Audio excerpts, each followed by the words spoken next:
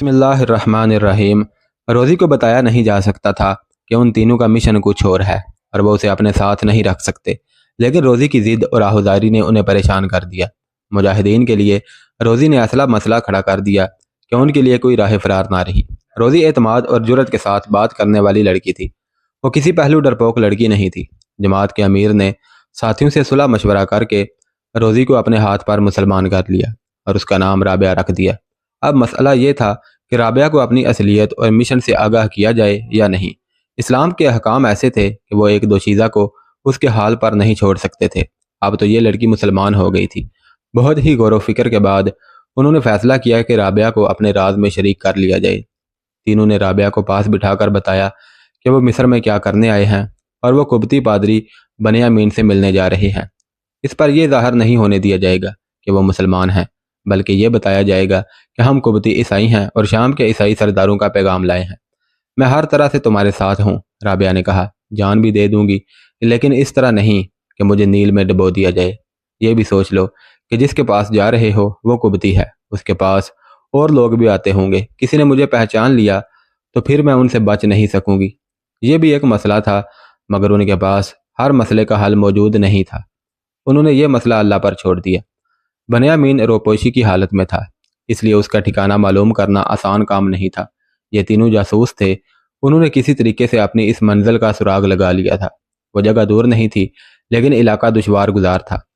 ریتلے ٹیلے اور گھاٹیاں تھیں، کہیں زمین نیچے اور کہیں اوپر چلی جاتی تھی۔ وہ دن کے پچھلے پہر وہاں پہنچ گئے۔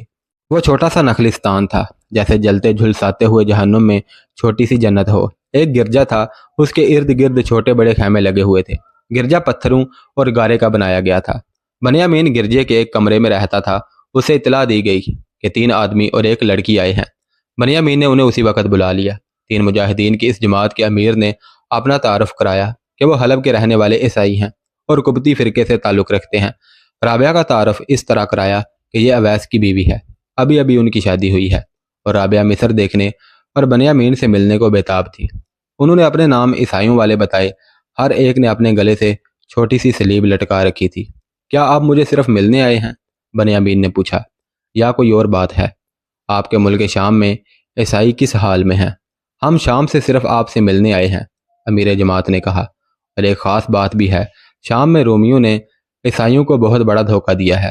ہم 30,000 کا لشکر بن کر ہرکل کے پاس گئے کہ رومیوں کے ساتھ مل کر مسلمانوں پر حملہ کریں گے، لیکن ہرکل اور اس کے بیٹے قسطنطین نے ان کے ساتھ بہت برا سلوک کیا۔ ہمارے سرداروں نے فیصلہ کیا کہ ہم مسلمانوں سے دشمنی مول لے کر آئے ہیں، مگر رومی ہمیں آگے کر کے خود بھاگ نکلنے کی فکر میں ہیں۔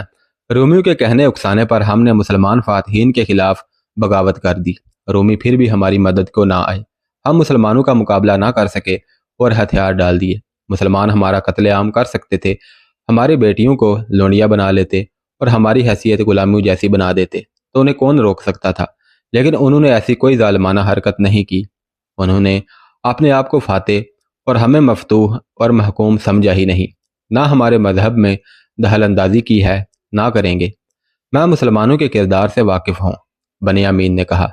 شام میں رومیوں کی شکست کی وجہ یہ ہے کہ یہ بدکار لوگ ہیں، اور مصر میں انہوں نے اپنی ہی ایک عیسائیت رائج کر دی ہے۔ تمہیں یہ تو معلوم ہو گیا ہوگا کہ میں یہاں روپوش ہوں۔ میں شام کے عیسائیوں کے لیے کر ہی کیا سکتا ہوں۔ ہم آپ سے مدد لینے نہیں آئے، امیر جماعت نے کہا۔ ہم مصر کے عیسائیوں کی مدد کرنے آئے ہیں۔ وہ ہماری کیا مدد کر سکتے ہیں؟ بنیامین نے پوچھا۔ ہمارے سرداروں اور پادریوں کو مصر کے حالات معلوم ہیں، امیر جماعت نے کہا۔ مصر میں کچھ عیسائی خاندان بھاگ کر شام چلے گئے ہیں۔ انہوں نے وہاں جا کر بتایا کہ مصر میں عیسائیوں پر کس طرح ظلم و ستم ڈھائے جا رہے ہیں۔ ہمارے سرداروں کے لیے یہ تو ممکن ہی نہیں کہ وہ لشکر تیار کر کے مصر پر حملہ کر دیں۔ انہوں نے ایک مسلمان سپہ سالار عمر بن عاص کے پاس ایک وفد بھیجا۔ وفد میں 2 معمر پادری بھی تھے۔ وفد نے اس مسلمان سپہ سالار کو مصر کے عیسائیوں کی مظلومیت اور قسم پرسی سے آگاہ کیا اور کہا کہ مسلمان عیسائیوں کی مدد کریں تو ملک شام کے عیسائی 30 سے 40 ہزار تک کا لشکر دے دیں گے۔ امیر جماعت نے یہاں سے بات شروع کی اور بولتا ہی چلا گیا۔ بنیامین انہماک سے سنتا رہا، یوں معلوم ہوتا تھا جیسے اسے یہ بات اچھی لگ رہی ہو۔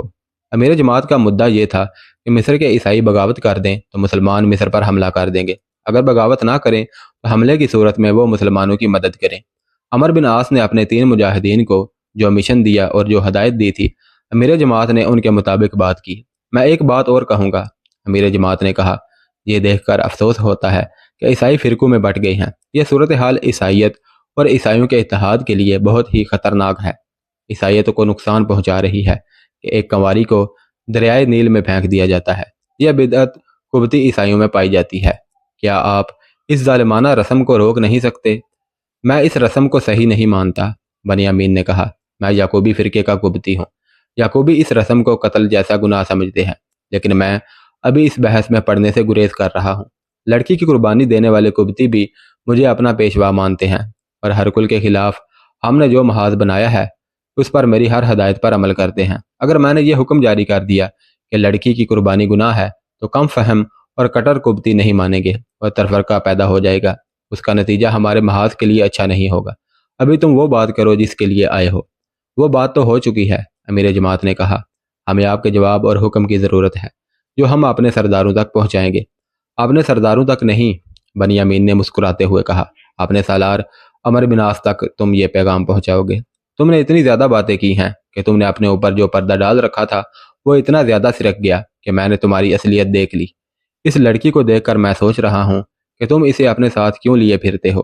مسلمان عورت کو میدان جنگ میں نہیں لڑاتے، نہ عورت کو جاسوسی کے لیے استعمال کرتے ہیں۔ میں نو مسلم ہوں، رابعہ نے کہا۔ کل اسلام قبول کیا ہے، شام کے شہر حلب کی رہنے والی ہوں۔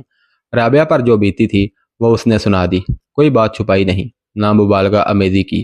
ان مسلمانوں نے اپنے فرائض سے ہٹ کر مجھے زندگی دی ہے۔ رابعہ نے آخر میں کہا، میں ان کے کردار سے اتنی متاثر ہوئی کہ ان کا مذہب قبول کر لیا۔ انہوں نے مجھے ایک مقدس اور پاک چیز جان کر مجھے اپنے ساتھ رکھا۔ اور میں بھی نو مسلم ہوں، اویس نے کہا، اپنی جان اسلام کے لیے وقف کر دی ہے۔ اویس نے بنیامین کو سنایا کہ اس نے کیوں اسلام قبول کیا تھا۔ تاریخ داں الفریڈ بٹلر اور عربی مورخوں نے بنیامین کی شخصیت کا جو عکس پیش کیا ہے وہ ایک ہی جیسا ہے۔ وہ لکھتے ہیں کہ بنیامین مصر کے قبطیوں کا اسقف اعظم تھا۔ لوگ دل و جان سے اس کی تعظیم و تکریم کرتے تھے۔ بنیامین تھا ہی عظیم الشان اور غیر معمولی طور پر دانشمند۔ اس کے کردار کی بنیاد نیکی اور بنی نوع انسان کی بھلائی اور محبت تھی۔ عیسائیت کے ان مذہبی پیشواؤں اور قبائل کے سرداروں کا جانی دشمن تھا جو ہر کل کی سرکاری عیسائیت کے پیروکار تھے۔ اس کی فہم و فراست اور دور بھی نگاہیں مستقبل کے پردے چاک کر سکتی تھی۔ اپنے سپہ سالار سے کہنا، بنیامین نے کہا، ہر کل ہمارا مشترکہ دشمن ہے۔ اگر آپ مصر پر فوج کشی کریں گے تو ایسا ہوگا ہی نہیں کہ عیسائی ہر کل کا ساتھ دیں گے۔ ہم اس وقت کو نہیں بھولے جب فوقاس کیسر روم تھا۔ عیسائیوں کا تو وہ دشمن تھا، ہر کل نے اس کے خلاف بغاوت کی تو ہم نے اس کا ساتھ دیا اور فوقاس کا تختہ الٹ کر ہر کل کو کیسر روم بنایا تھا۔ ہر کل خود عیسائی تھا، لیکن عیسائیوں کے تعاون اور ان کی قربانیوں کو نظر انداز کر کے اس نے عیسائیوں پر عرصہ خیات تنگ کر دیا۔ عیسائیوں کے لیے وہ قصاب اور درندہ بن گیا۔ اس کے حکم سے عیسائی کسانوں کا پیدا کیا ہوا اناج چھین کر بزنطیہ بھیج دیا جاتا ہے۔ عیسائیوں کو اس نے نیم فاقہ کش بنا کر ان پر ظالمانہ لگان عائد کر دیا تھا۔ عیسائیوں پر جبر و ستم کی داستان بہت طویل ہے۔ شام کے عیسائی قبائل کو ہر کل نے دھوکے دیے، مسلمانوں کے سامنے انہیں ڈھال بنانا چاہا۔ شام میں جو ہوا وہ مجھے معلوم ہے۔ میں جانتا ہوں کہ مسلمان مفتوحہ ملک کے لوگوں کے مذہبی معاملات میں دخل اندازی نہیں کرتے۔ محکوموں پر جبر و استبداد کا تو ان کے ہاں تصور ہی نہیں۔ جزیہ ادا کر کے ہر کوئی اپنے مذہب پر قائم رہ سکتا ہے۔ میری نظریں آنے والے وقت کو دیکھ رہی ہیں۔ مسلمانوں کا یہ رویہ قائم رہا تو عیسائیت اپنے پیروکاروں کو اسلام کی آغوش میں ڈالنا شروع کر دے گی اور مصر اسلامی ملک بن جائے گا۔ رومی مصر میں نہیں ٹھہر سکیں گے۔ مسلمانوں نے مصر پر فوج کشی کی تو یہاں کے عیسائی خاموش تماشائی بنے رہیں گے۔ اور یہ کوئی حیرت ناک بات نہیں ہوگی کہ روم میں اہل مصر کے ہم مذہب ہیں، لیکن اہل مصر مسلمانوں کا استقبال کریں گے۔ تم واپس چلے جاؤ۔ عیسائیوں کو رومیوں کے خلاف بھڑکانے کی کسی کوشش کی ضرورت ہی نہیں۔